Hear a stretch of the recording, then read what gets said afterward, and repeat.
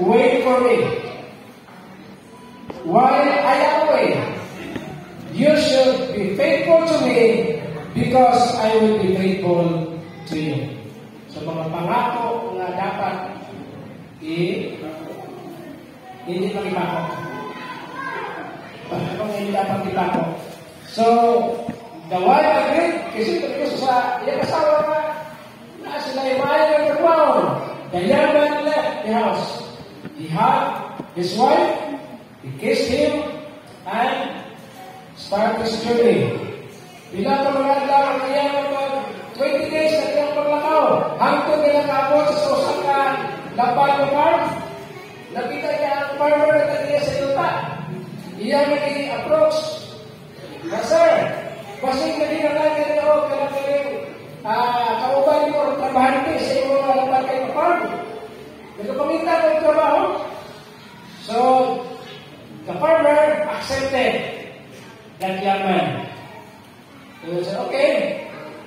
Pero ito siya, sir, naalam ko yung gusto nga kanagaling ikuan sa iwa, negotiate. Ingon sa una.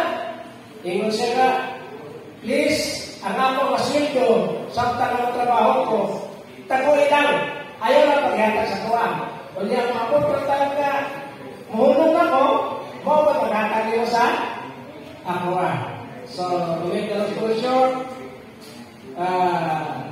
nagkasinabot sila, nag-start siya, work for 20 solid years without holidays.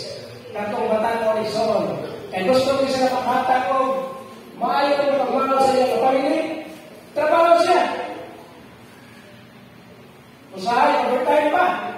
Haptod gabi Kaya gusto siya makatigo ko, kako nga sa pinagbalik na sa iyong asawa, nasa iyong kapambong nga nasa iyong kwarta, na makahatod ka nila nato sa nindog nga kaugmaon.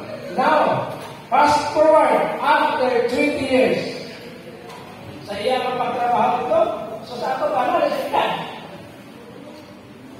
20 years. Tingnan sa, sir, or boss, I want my money. Kaya gusto na kong mamuli sa akong family. I miss my wife. I miss my family. Tingnan sa iya, boss, okay? Pwede. Total, duwi-duwi na po, o nalipay ko sa ito work. Pugihan ka, masaligan, o ba? Nga sa ka-lindog na description sa pagkanon. O niya, sumala sa ato naging sakutan, I want my money back. Kaya ako ganito sa akong pamilya. Ingon sa iyong boss, okay, ay bawal ito di kasakutan, ako ihatag. Ba, kala ko naman niya, kanagaling proposal, gusto sama. Ingon siya, I want to offer something new sa iyo ha. Ingon siya, first, I will give all your money and send you away. Ikagawa, or I will give you the 3 pieces of advice and send you away. So, pili ka lang. Kung dawa ko ni mo ni kwarta, na ikaw ilakuan, wala ito 3 pieces of advice. Pero dawa ko ni mo ang 3 pieces of advice, wala kang kwarta na dala. Ingon sa na, sige daw, pag-una-una daw sa iyo mga piliyon. So, ang magkataon, nahinuklong siya, yung siya, tagay ko sa gabi. Nga pagkuna-una, kung sa akong piliyon. So, kung man sa gabi, nag-meet sila, yung siya na, 2 days ganit, 2 days, he talked for 2 days, and after 2 days, he went to his boss. Ingon siya na, boss, or sir, I want the 3 pieces of advice. Oh? Ingon siya na, pag-sure ka. Ingon siya na, nandun nga ko ng 3 pieces of advice sa ikong kwaon, huwag itong parta. Huwag itong parta na pala, sa imo nga, kadang yung pamilya. Ingon siya na, kung saan mo yun, ang imo ma-final answer, deal or no deal. Pero ang matanong son, yes boss, I want the 3 pieces of advice. Then the boss told him, okay, number one, wala pa siguro ito'y pagpapapil o pulpil, alam na dito yung nakalimutan.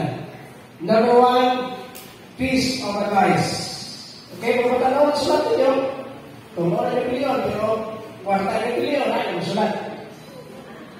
Never take shortcuts in your life. Shorter and another path can cost your life. Number one advice: never take shortcuts in your life. Shorter path and another path can cost your life. Number two, never too curious, for your curiosity toward evil can be deadly. And number three, never make decisions in moments of anger or pain, because when you repent, it will be too late. So, ano ito lang? Kaya, okay. Nana, di mo lang nana, di mo lang suwat, kaya, okay. Apa, na ako kabalon sa imo. Na ako'y 3 loaves of bread. Nga ako kabalon sa imo. Maraming ako kabalon sa imo, ha? Kinito, ha? Di mo rin ka doon, during sa imo travel. Kanito sa ibilin ng pasalubong sa imo asawa. Ewa, ay kapag na. Kasi o, kaya kami suntok ko, hinong ko kabong, kasi pag-isawa ka na. Okay? Di mo rin ko rin ko, sabda na yung travel, o lihat ka mo sa, di mo nga, pasalubong sa imo asawa. Okay? The following day, the man went his way. After 20 years from home, from his wife, whom he loved so much, and that person that traveled, so ko na sa travel mga kaisulan, mga matalon, so ko na siya. Kung samtang nag-travel siya ng first day, doon na siya na sugaan na tigulang sa iyang mag-travel. Siya na, oy, asa mo mga patulong? Asa na rin mo nga danan? Ingon na kung ano mo siya na, wato pa rin na barangay. Mga 20 days pa rin akong travel, makabot dito. Ingon siya na itong tigulang na lalaki dito, huwag na ikimamawa, taas na tayo ng dalan. Na ay diversion road na ba ako maghihimos sa gobyerno? Nga, kung imo na diversion road, it will only takes you 5 days to arrive your destiny. Sa imong barangay. Imo sa mga ba? Kato, karaan ako ng dalan. Doon na may pagpapadalan doon. Pero doon makitapos. Di makitapos kaya. Siguro matapos sa kontraktor o gino ng dalan ba? Wala pa kayo matapos. Sige, mas tayo na natin ito kamus ka? Ito siya na, ikaw mo, aron ka na ito makabot sa inyo pamili. Kaya kahit gusto ko sa mga natin ito, 20 days. Layo mo kayo. Ingaw, sige, sabay pa. Kaya dito mo tumagi. Nisabay sa Exxon. Dito sa shortcut road. Kapag saan mo nagsabay siya, di pa kayo layo. Na-remember niya, number 1 na, piece of advice. Never take shortcuts in your life. Shorter and path can cost your life. Ganun doon siya.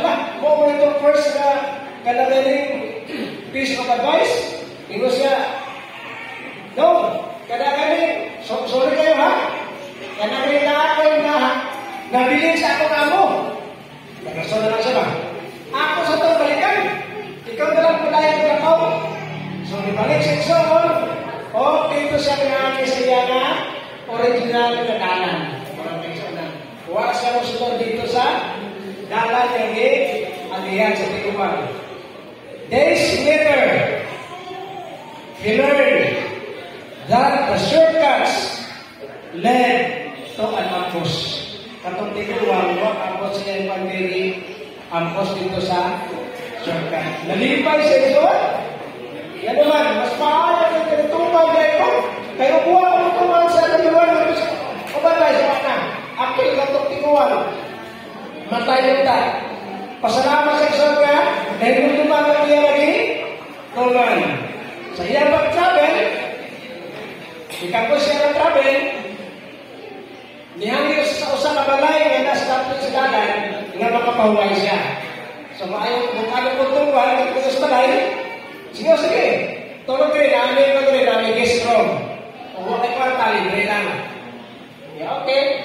So, makapag dito, kapoy siya, pahuway siya, shower siguro siya kami, aron nga pindot na niya kanagaling pagtulog, o saan lang nagtulog sa iso, isang kakapoy sa iya amante, nagtulog siya, una na kayo tulog pag-abot o alas 12, between 12 to 1 a.m. sa puntang. Doon ay silingan sa gawas na, nadunggan niya na murag siyo, singgit, o nagahagit ka baway. O diyan, napay background niya pagbuto puso. Nakamata siya. Unsa mo to? Unsa mo na ito? And he was tempted ngadto sa puntahan kay mo gawas punta siya kay na Panginoon tungkol sa ipakita mo sa gawas. Pero sa mapagulit niya sa doorknob, nahinumduman ang budyan, ikadwa nga, pieces of advice. Kung sa mga ikadwa nga pieces of advice, never too curious. Yan sila to. O, dito lang siya balik atong pagkapuntan. Pagkapuntan ng Igsoon, niligo siya, o diyan na, ato sa tagas balay, o nagpasalamat sa dindot nga accommodation. Ingon sa tagas balay, o diyan, kamusta ka na yung tulong, sir? Ingon siya na, okay na, hindi na patulong. Ingon siya na, huwag pa pamasol sa tinagumot kagabi. Ingon siya na, huwag pa. Ingon niya, sir, you are the first guest to leave this inn alive. Ingon, sir, ikaw pala ang first guest na ako din eh. Nanibiya ni akong inn, mabuhi. Kung ako mo kayo, sir, nakamag ko yung silingan niya na kanatiling niya na utot pa. Naipusin, hawag kayo. Mokay na niya ang kalaki, nakasabuso sa lubi, basta naka-hit-hit pa. Kaya kung sige na siya singgit, kumusir hagit, tanay na tao ng gawas, balay, niya makitan, pangpusilon, niya pangpusil. Iikot ito, ilubog sa likod sa iya nga, balay. With someone of the guests came out, he gets them and buries their body in the backyard. Ay, salamat Ginoo. Nga buhit ko. Ako pala'y buhit. Nga iya nga bisita. Napalayo sa mga kisuanan sa iya nga panahon. The man continued his long journey, eager to arrive soon. After 8 days and nights walking, he was prepared. Kapoy na siya. 5 days. But he finally saw his house far away. Layo pa! Nakita na niya ang kamali niya lalaki. Kaya na dito ko, sabi ko sa kanila kao, at dito nagpuyuan nila nga, asawa, mga kaisonan. Up and down, nakahoy, pero pa lang, kanang pahod lang nga, kasi pahod ang bongbong, pobre man lang sila. Kaya, kung pagka kita niya malayo pa, dahil pa naman, nagailog ang kahayag o kalimit. So, medyo nagtitit na kamay, nakita niya na sa may bintana, na ako ay kurtina na, ang kurtina, na dito kayo baga ko sa nipis na kurtina, makita niya na dito sa may bintana, doon ay babae, na nagatindog dito, na taas ng buhok, pero wala, kadang-kadang mo anino lang ba? Hindi ko na klaro. Ito na yung lalaki na hapuhap sa iyang ulo. Hindi mo na makaw na niyon. Inaanay, ilang puyo, lalaki, mag-alak sa balay. Huwag yun, sinis ka wala. Ako, para sa kainan niya, she will be faithful to me, and I will be faithful to her. Kung sinabi mo, siyempre, instinct na siya. Instinct na sa tao,